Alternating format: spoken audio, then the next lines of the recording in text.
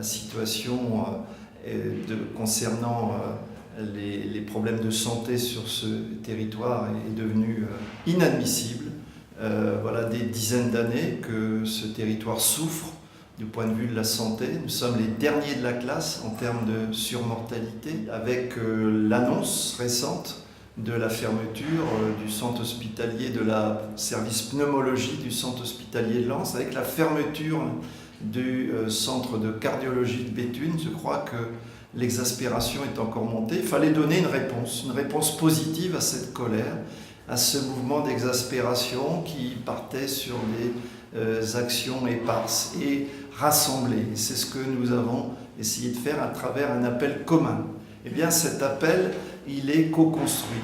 Il est co-construit avec les acteurs de santé, avec les responsables de services de l'hôpital de Lens, par exemple. Il est co-construit avec les élus de 4 sensibilités politiques différentes.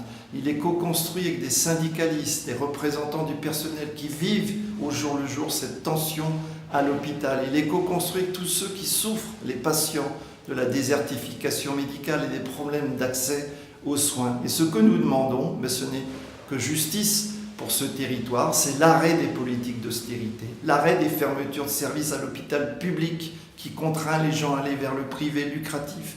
C'est une politique de rattrapage sanitaire parce qu'il est inacceptable aujourd'hui que l'on vive 2 à 3 ans de moins sur ce territoire qu'en moyenne nationale. Ce que nous demandons, c'est le redimensionnement du centre hospitalier de Lens qui doit être reconstruit, mais avec beaucoup plus d'ambition que ce qui est prévu aujourd'hui.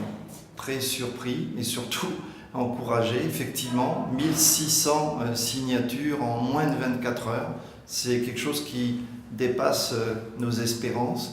Je crois que ça montre que nous pouvons atteindre l'objectif que nous sommes fixés, c'est-à-dire que cet appel, il doit pouvoir rassembler au-delà de 10 000 signataires.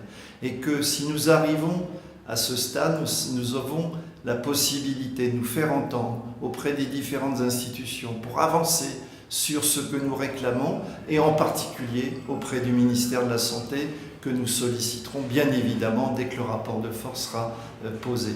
Ben oui, signer, c'est le moment, on peut gagner, c'est montrer à travers le succès de cette pétition en quelques heures.